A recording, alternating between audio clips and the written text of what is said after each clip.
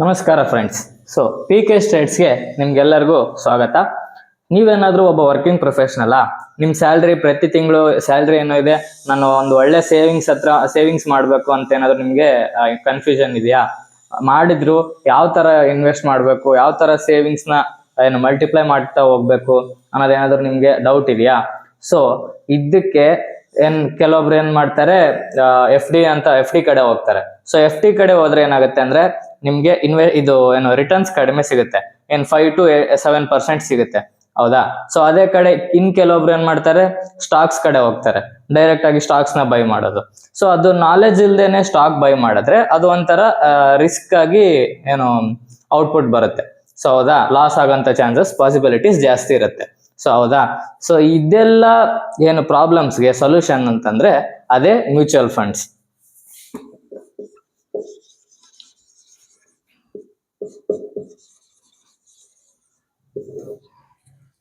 S friends, ಇವತ್ತಿನ ನಮ್ಮ topic ಬಂದು mutual funds.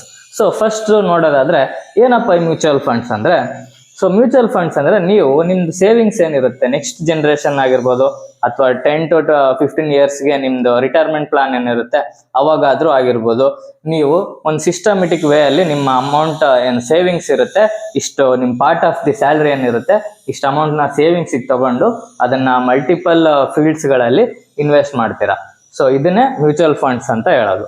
So mutual funds ಅಲ್ಲಿ ಯಾವ್ಯಾವ ಟೈಪ್ಸ್ ಬರ್ತವೆ, ಯಾವ ತರ ಪ್ಲಾನ್ಸ್ಗಳಿದಾವೆ ಇನ್ವೆಸ್ಟ್ ಮಾಡೋಕೆ ಅಂತೆಲ್ಲ ಈ ವಿಡಿಯೋದಲ್ಲಿ ಇವತ್ತು ನೋಡೋಣ. So first type of mutual funds ನೋಡೋದಾದ್ರೆ ಆಕ್ಟಿವ್ ಮ್ಯೂಚುವಲ್ ಫಂಡ್ಸ್ ಅಂತ. ಸೊ ಈ ಆಕ್ಟಿವ್ ಮ್ಯೂಚುವಲ್ ಫಂಡ್ಸ್ ಅಲ್ಲಿ ಏನಾಗುತ್ತೆ ಅಂದ್ರೆ ಒಬ್ಬ ಫಂಡ್ ಮ್ಯಾನೇಜರ್ ಅಂತ ಇರ್ತಾರೆ. ಸೊ ಇಲ್ಲೇನು ಅಂದ್ರೆ ಫಂಡ್ ಮ್ಯಾನೇಜರ್ ಅಂತ ಬರ್ತಾರೆ. ಸೊ ಯಾರಪ್ಪ ಈ ಫಂಡ್ ಮ್ಯಾನೇಜರ್ ಅಂತಂದ್ರೆ, ಇವ್ರಿಗೆ ಮಾರ್ಕೆಟ್ ಸ್ಟ್ರಕ್ಚರ್ ಬಗ್ಗೆ ಒಂದು ಡೀಪ್ ನಾಲೆಜ್ ಇರುತ್ತೆ. ಇವ್ರದ್ದು ಕೆಲಸನೇ ನಿಮ್ದು ರಿಸ್ಕ್ ಅನಾಲೈಸಿಸ್ ಮಾಡೋದು, ಮಾರ್ಕೆಟ್ ಯಾವ ತರ ಮೂವ್ ಆಗುತ್ತೆ ಅಂತ ನೋಡೋದು, ಮತ್ತೆ ವೆಲ್ ಸ್ಟ್ರಕ್ಚರ್ಡ್ ಏನಿರುತ್ತೆ ಮಾರ್ಕೆಟ್ ಇಂದು ಡೈಲಿ ಸ್ಟಡಿ ಮಾಡೋದೇ ಇವ್ರದ್ದು ಒಂದು ಕೆಲಸ ಆಗಿರುತ್ತೆ. ಸೊ ಈ ಫಂಡ್ ಮ್ಯಾನೇಜರ್ ಮುಖಾಂತರ ನೀವು ನಿಮ್ ಸೇವಿಂಗ್ಸ್ ಏನಿರುತ್ತೆ ಬೇರೆ ಬೇರೆ ಫೀಲ್ಡ್ಸ್ ಗಳಲ್ಲಿ ಇನ್ವೆಸ್ಟ್ ಮಾಡ್ಬೋದು. ಸೊ ಇವ್ರೇನಾದ್ರೂ ಈ ಮಧ್ಯವರ್ತಿ ಆಗಿರ್ತಾರೆ, ನಿಮ್ದು ಅಮೌಂಟ್ ಏನಿದೆ ಹೂಡಿಕೆ ಮಾಡಕ್ಕೆ ಮ್ಯೂಚುವಲ್ ಫಂಡ್ಸ್ ಅಲ್ಲಿ ಇವರು ಮಧ್ಯವರ್ತಿ ಆಗಿರ್ತಾರೆ. ಸೊ ಇವರು ನಿಮ್ಮ ಏನಿರುತ್ತೆ ನಿಮ್ದು ಸೇವಿಂಗ್ಸ್ ಡೆಪಾಸಿಟ್ ಮಾಡಿರೋದು ಅವರು ಬೇರೆ ಬೇರೆ ಫೀಲ್ಡ್ಸ್ ಗಳಲ್ಲಿ, ಇವಾಗ ಸ್ಟಾಕ್ಸ್ ಆಗಿರ್ಬೋದು, ಇಲ್ಲ ಬಾಂಡ್ಸ್ ಆಗಿರ್ಬೋದು, ನೆಕ್ಸ್ಟ್ ಇವಾಗ ಇನ್ನೂ ETFs ಗಳಂತ ಬರ್ತವೆ ಅದ್ರಲ್ಲಾಗಿರ್ಬೋದು. ಸೊ ಇದ್ರಗಳೆಲ್ಲ ಇವರು ಇನ್ವೆಸ್ಟ್ ಮಾಡ್ತಾ ಹೋಗಿರ್ತಾರೆ ನಿಮ್ದು ಅಮೌಂಟ್ ಏನಿದೆ ಆಫ್ ಈ ಪಾರ್ಟ್ ತರ. ಸೊ ಇವ್ರನ್ನ ಫಂಡ್ ಮ್ಯಾನೇಜರ್ ಅಂತ ಹೇಳ್ತಾರೆ. ಸೊ ಅದನ್ನ ಇನ್ವೆಸ್ಟ್ ಮಾಡಕ್ಕೆ ಆ ಸ್ಟ್ರಕ್ಚರ್ ಇವರು ನಾಲೆಜ್ ಇರುತ್ತಲ್ಲ, ಅದಕ್ಕೆ ಇವರು ನಿಮ್ದು ಅಮೌಂಟ್ ನ ಇನ್ವೆಸ್ಟ್ ಮಾಡೋಕೆ ಇವರು ಇಷ್ಟು ಅಮೌಂಟ್ ಅಂತ, ಇಷ್ಟು ಪರ್ಸೆಂಟ್ ನಿಮ್ದು ರಿಟರ್ನ್ಸ್ ಏನ್ ಬಂದಿರುತ್ತೆ ಇಷ್ಟು ಇಯರ್ಸ್ಗೆ ಅಂತ, ಅಷ್ಟು ರಿಟರ್ನ್ಸ್ ಅಲ್ಲಿ sum part of returns percentage wise ಇವರು ನಿಮ್ಗೆ ಚಾರ್ಜ್ ಮಾಡ್ತಾರೆ ಅಷ್ಟೇ. ಸೊ ಏನಂದ್ರೆ 1 to 2% ನಿಮ್ದು ರಿಟರ್ನ್ಸ್ ಏನಿರುತ್ತೆ, ಸಪೋಸ್ ಇವಾಗ ನಿಮ್ ರಿಟರ್ನ್ಸ್ 12 to 13% ಇದೆ ಅಂತ ಅನ್ಕೊಳ್ಳಿ. ಸೊ ಇವರು ಫಂಡ್ ಮ್ಯಾನೇಜರ್ ಮೇಲೆ ಅವ್ರ ಮೇಲೆ ಡಿಪೆಂಡ್, ಅವ್ರು ಯಾವ ತರ ಚಾರ್ಜ್ ಮಾಡ್ತಾರೆ ಅಂತ. ಸೊ ಅವರು ಇಷ್ಟು ಅಮೌಂಟ್ ಅಂತ ನಿಮ್ಗೆ ಪರ್ಸೆಂಟೇಜ್ ವೈಸ್ ನಿಮ್ಗೆ ರಿಟರ್ನ್ಸ್ ಬಂದಿರೋದ್ರಲ್ಲಿ ಇವರು ಚಾರ್ಜ್ ಮಾಡ್ತಾರೆ. ಸೊ ಇದು ಆಕ್ಟಿವ್ ಮ್ಯೂಚುವಲ್ ಫಂಡ್ಸ್ ಅಂತ. ಫಂಡ್ ಮ್ಯಾನೇಜರ್ ಥ್ರೂ ನೀವು ಇನ್ವೆಸ್ಟ್ ಮಾಡ್ತೀರಾ ಇಲ್ಲಿ. ಸೊ ಈಗ ನೆಕ್ಸ್ಟ್ ಟೈಪ್ ನೋಡೋದಾದ್ರೆ ಪ್ಯಾಸಿವ್ ಮ್ಯೂಚುವಲ್ ಫಂಡ್ ಅಂತ. ಈ ಪ್ಯಾಸಿವ್ ಮ್ಯೂಚುವಲ್ ಫಂಡ್ಸ್ ಅಲ್ಲಿ ನಿಮ್ದು ಅಮೌಂಟ್ ಏನಿದೆ, ಈಗ ಗವರ್ಮೆಂಟ್ ಬಾಂಡ್ಸ್ ಆಗಿರ್ಬೋದು, ಕಾರ್ಪೊರೇಟ್ ಬಾಂಡ್ಸ್ ಆಗಿರ್ಬೋದು, IPOs ಗಳಲ್ಲಿ ಈ ತರ ಸೆಕ್ಟರ್ ಗಳಲ್ಲಿ ನಿಮ್ದು ಅಮೌಂಟ್ ಏನದೆ ಇನ್ವೆಸ್ಟ್ ಆಗ್ತಾ ಹೋಗುತ್ತೆ. ಇಲ್ಲಿ ಏನಾಗುತ್ತೆ, ಆಕ್ಟಿವ್ ಮ್ಯೂಚುವಲ್ ಫಂಡ್ಸ್ ಗಿಂತ ಇಲ್ಲಿ ನಿಮ್ಗೆ ರಿಸ್ಕ್ ಕಡಿಮೆ ಇರುತ್ತೆ, ಅದೇ ತರ ರಿಟರ್ನ್ಸ್ ಕಮ್ಮಿ ಇರುತ್ತೆ. ಅಲ್ಲಿ ಆಕ್ಟಿವ್ ಮ್ಯೂಚುವಲ್ ಫಂಡ್ಸ್ ನೋಡಕ್ ಹೋದ್ರೆ ನಿಮ್ಗೆ ಸ್ವಲ್ಪ ರಿಸ್ಕ್ ಜಾಸ್ತಿ ಇರುತ್ತೆ, ಅದೇ ತರ ರಿಟರ್ನ್ಸ್ ಜಾಸ್ತಿ ಇರುತ್ತೆ. ಸೊ ಯಾಕಂದ್ರೆ ಆಕ್ಟಿವ್ ಮ್ಯೂಚುವಲ್ ಫಂಡ್ಸ್ ಅಲ್ಲಿ ಏನಾಗುತ್ತೆ ಅಂದ್ರೆ ಅವರು ಈಕ್ವಿಟಿ ಏನಿದೆ ಮಾರ್ಕೆಟ್ ಏನಿದೆ ಆ ಮಾರ್ಕೆಟ್ ನ ಓವರ್ ರನ್ ಮಾಡಕ್ ಹೋಗ್ತಾರೆ. ಫಂಡ್ ಮ್ಯಾನೇಜರ್ ಸ್ವಲ್ಪ ರಿಸ್ಕ್ ಜಾಸ್ತಿ ತಗೊಂತಾರೆ, ಯಾಕಂದ್ರೆ ಒಳ್ಳೆ ರಿಟರ್ನ್ಸ್ ಪಡೆಯೋಕೆ. ಸೊ ಅದೇ ತರ ಈ ಪ್ಯಾಸಿವ್ ಇನ್ಕಮ್ ಅಲ್ಲಿ ಆ ತರ ಆಗಲ್ಲ, ರಿಸ್ಕ್ ಇಲ್ಲಿ ಕಡಿಮೆ ಇರುತ್ತೆ, ಅದೇ ತರ ರಿಟರ್ನ್ಸು ಕಮ್ಮಿ ಇರುತ್ತೆ. ಸೊ ಇದು ಬಂದು ಪ್ಯಾಸಿವ್ ಮ್ಯೂಚುವಲ್ ಫಂಡ್ಸ್ ಅಂತ. ಸೊ ನೆಕ್ಸ್ಟ್ ಟೈಪ್ ಬಂದು ETF ಅಂತ. ETF ಫುಲ್ ಫಾರ್ಮ್ ನೋಡೋದಾದ್ರೆ ಎಕ್ಸ್ಚೇಂಜ್ ಟ್ರೇಡೆಡ್ ಫಂಡ್ ಅಂತ. ಸೊ ಈ ETF ಗಳು ಏನಾಗ್ತವೆ ಅಂದ್ರೆ ಇವಾಗ ನೀವು ಈ ಪ್ಯಾಸಿವ್ ಇನ್ಕಮ್ ಅಲ್ಲಿ ಪ್ಯಾಸಿವ್ ಮ್ಯೂಚುವಲ್ ಫಂಡ್ಸ್ ಅಲ್ಲಿ ಏನಾಗುತ್ತೆ ಅಂತಂದ್ರೆ ನಿಮ್ಮ ಅಕೌಂಟ್ ನಿಮ್ದು ಸೇವಿಂಗ್ಸ್ ಏನಿರುತ್ತೆ ಇಂಡೆಕ್ಸ್ ಫಂಡ್ಸ್ ಗಳಲ್ಲಿ ಇನ್ವೆಸ್ಟ್ ಆಗುತ್ತೆ. ಸೊ ನಾನು ಲಾಸ್ಟ್ ವಿಡಿಯೋದಲ್ಲಿ ಹೋದಂಗೆ ಇಂಡೆಕ್ಸ್ ಫಂಡ್ಸ್ ಅಂದ್ರೆ ಅವು ಇವಾಗ ಇಂಡೆಕ್ಸ್ ಗಳು ನಮ್ಮ ಇಂಡಿಯಾದಲ್ಲಿ ಯಾವಿದಾವೆ, ನಿಫ್ಟಿ ಆಗಿರ್ಬೋದು, NSE ಹೋದ್ರೆ ನಿಫ್ಟಿ 50 ಇದು NSE ಇದು ಒಂದು ಇಂಡೆಕ್ಸ್. ಅದೇ ತರ ಸೆನ್ಸೆಕ್ಸ್ ಆಗಿರ್ಬೋದು, ಇದು ಒಂದು BSE ಇದು ಏನು ಇಂಡೆಕ್ಸ್. ಸೊ ಅಲ್ಲಿ ಪ್ಯಾಸಿವ್ ಮ್ಯೂಚುವಲ್ ಫಂಡ್ಸ್ ಅಲ್ಲಿ ಏನಾಗುತ್ತೆ, ನಿಮ್ಮ ಅಮೌಂಟ್ ಇಲ್ಲಿ ಇನ್ವೆಸ್ಟ್ ಆಗುತ್ತೆ, ಈ ಇಂಡೆಕ್ಸ್ ಫಂಡ್ಸ್ ಅಲ್ಲಿ ಇನ್ವೆಸ್ಟ್ ಆಗ್ತಾ ಹೋಗುತ್ತೆ. ಸೊ ಅದೇ ತರ ಈ ಎಕ್ಸ್ಚೇಂಜ್ ಟ್ರೇಡೆಡ್ ಫಂಡ್ ಏನಿದೆ ETF ಅಂತೂ ನೆಕ್ಸ್ಟ್ ಏನ್ ಟೈಪ್ ಇದು, ಇದರಲ್ಲಿ ನಿಮ್ದು ಅಮೌಂಟ್ ಏನಿದೆ ETF ಗಳೇ ಅಂತ ಒಂದು ಸ್ಟಾಕ್ ರೂಪದಲ್ಲಿ ನಿಮ್ಗೆ ನೋಡಕ್ ಸಿಗುತ್ತೆ. ಇವಾಗ ನೀವು ಏನಾದ್ರು ಒಂದು ಅಕೌಂಟ್ ಓಪನ್ ಮಾಡಿರ್ತೀರ ಅನ್ಕೊಳ್ಳಿ, ಈಗ ಗ್ರೋ ಅಕೌಂಟ್ ಯೂಸ್ ಮಾಡ್ತಿದ್ರ, ಅದ್ರಲ್ಲಿ ETFs ಗಳಂತ ಹೊಡೆದ್ರೆ ಸರ್ಚ್ ಮಾಡಿದ್ರೆ ಒಂದು ಸ್ಟಾಕ್ ರೂಪದಲ್ಲಿ ನಿಮ್ಗೆ ETFs ಗಳು ಸಿಗ್ತವೆ. ಸೊ ETF ಗಳಂತಂದ್ರೇನು, ಇದೇ ಇಂಡೆಕ್ಸ್ ಫಂಡ್ಸ್ ಗಳನ್ನೇ ನೆಕ್ಸ್ಟ್ ಅವ್ರ ಸ್ಟಾಕ್ ರೂಪದಲ್ಲಿ ನಮ್ಗೆ ಡೈರೆಕ್ಟ್ ಆಗಿ ಬೈ ಮಾಡೋಕೆ ಬಿಡ್ತಾರೆ.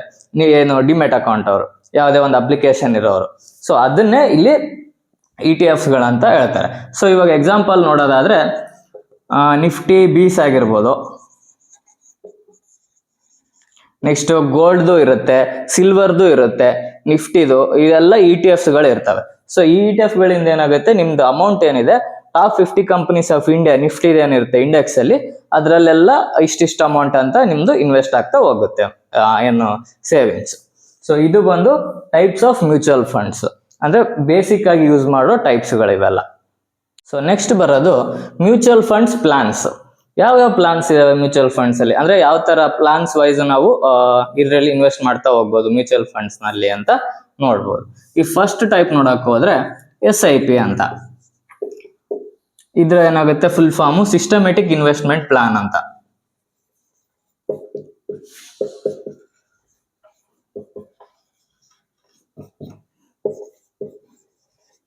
ಸೊ ಇಲ್ಲಿ ಈ SIP ಅಂತ ನೀವು ಬಹಳ ಕಡೆ ಕೇಳಿರ್ತೀರ ಕಾಮನ್ ಆಗಿ, ಸಿಸ್ಟಮೆಟಿಕ್ ಇನ್ವೆಸ್ಟ್ಮೆಂಟ್ ಪ್ಲಾನ್ ಅಂತ. ಸೊ ಈ SIP ಅಂತ ಅಂದ್ರೆ ನಿಮ್ದು ಏನು ಸೇವಿಂಗ್ಸ್ ಏನಿರುತ್ತೆ, ನಿಮ್ದು ಈಗ ಪಾರ್ಟ್ ಆಫ್ ದಿ ಸ್ಯಾಲ್ರಿ, ಈಗ ಅನ್ಕೊಳ್ಳೋಣ ಸುಮ್ನೆ ಎಕ್ಸಾಂಪಲ್ಗೆ ನಿಮ್ ಸ್ಯಾಲ್ರಿ ಏನು ಮಂತ್ಲಿ ಸ್ಯಾಲ್ರಿ 1 lakh ಬರುತ್ತೆ ಅನ್ಕೊಳ್ಳಿ. ಸೊ ಆಯ್ತಾ, 1 lakh ಸ್ಯಾಲ್ರಿ ನಿಮ್ದು.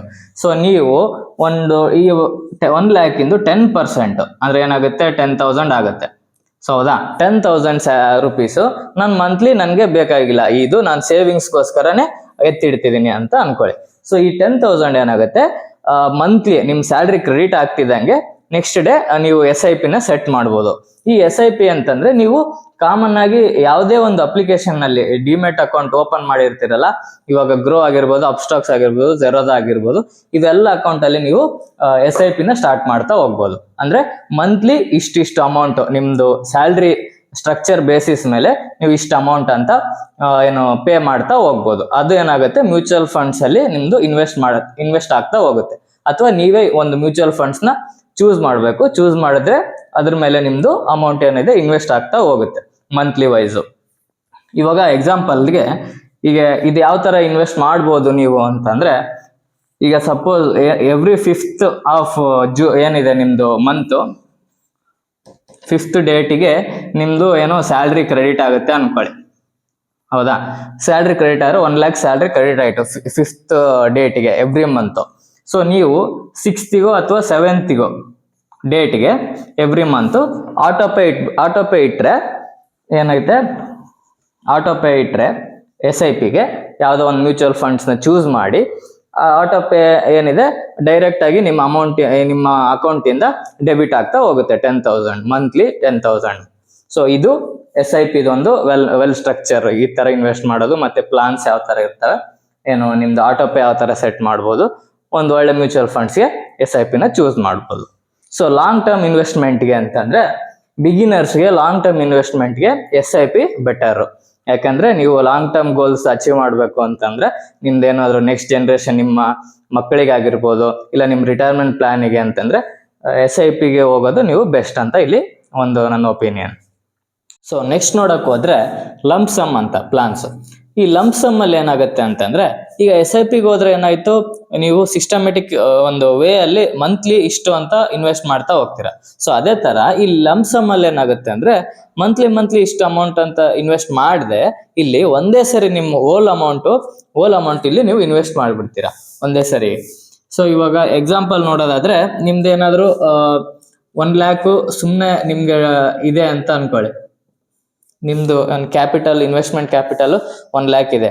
ಸೊ ಇದನ್ನ ನೀವು SIP ಮಾಡ್ದೇನೆ ಒಂದೇ ಸರಿನೇ ನೀವು ಸ್ಟಾಕ್ ಅಲ್ಲಾದ್ರೂ ಹಾಕ್ತೀರಾ ಅಥವಾ ಬಾಂಡ್ಸ್ ಅಲ್ಲಾದ್ರೆ ಈ ತರ ಒಂದೇ ಸರಿ ಇಲ್ಲಿ ಇನ್ವೆಸ್ಟ್ ಮಾಡ್ಬಿಡ್ತೀರಾ. ಸೊ ಇದ್ರಲ್ಲಿ ಏನಾಗುತ್ತೆ ಅಂದ್ರೆ ಸ್ವಲ್ಪ ರಿಸ್ಕ್ ಜಾಸ್ತಿ ಆಗುತ್ತೆ.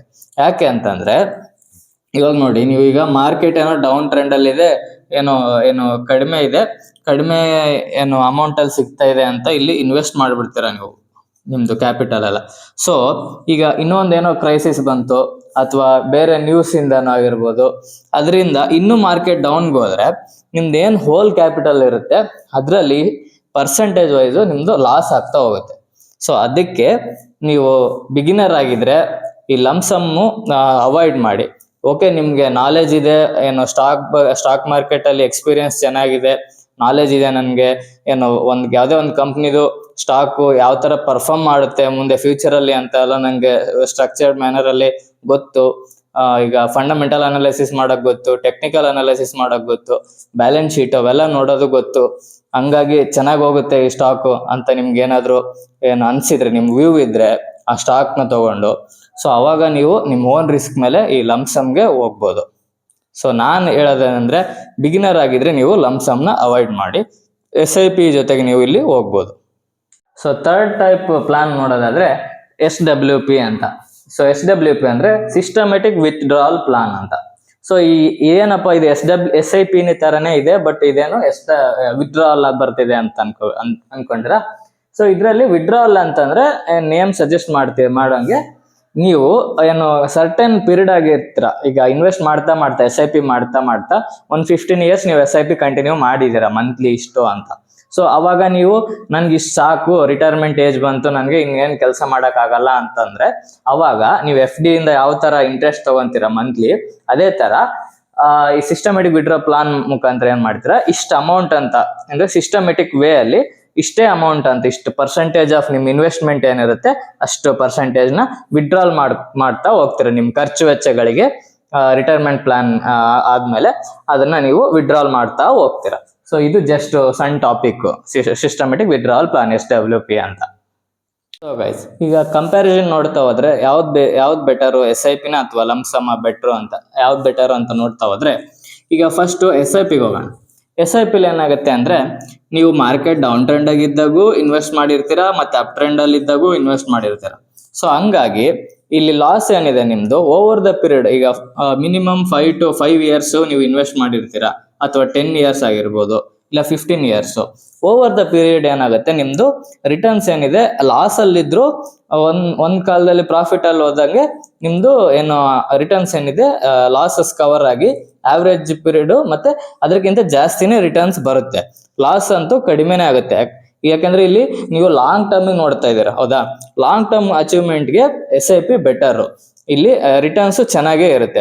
ಮಿನಿಮಮ್ ಯಾವುದೇ ನೀವು ಮ್ಯೂಚುವಲ್ ಫಂಡ್ಸ್ ನೋಡ್ತಾ ಹೋದ್ರೆ ಅವೈಲೇಬಲ್ ಇರುವಂತ mutual funds minimum 12 to 13% returns ಅಂತೂ ಕೊಡುತ್ತೆ 5 to 10 years ಹೋದ್ರೆ, ಹೌದಾ? ಅದೇ ತರ ಇಲ್ಲಿ ಲಂಸಮ್ ನೋಡಕ್ ಹೋದ್ರೆ ಈ ಲಂಸಮ್ ಅಲ್ಲಿ ಏನಾಗುತ್ತೆ ಅಂದ್ರೆ ನಿಮ್ದು ಹೋಲ್ ಅಮೌಂಟ್ ಏನಿದೆ, ಈಗ ಇಷ್ಟು ಸ್ಯಾಲ್ರಿ ಇರುತ್ತೆ ಅಂತ ಅನ್ಕೊಳ್ಳಿ, ನಿಮ್ದು ಇನ್ವೆಸ್ಟೆಡ್ ಅಮೌಂಟ್ ಒಂದೇ ಸರಿ ಇಲ್ಲಿ ಮಾರ್ಕೆಟ್ ಅಲ್ಲಿ ಇನ್ವೆಸ್ಟ್ ಆಗ್ಬಿಡುತ್ತೆ.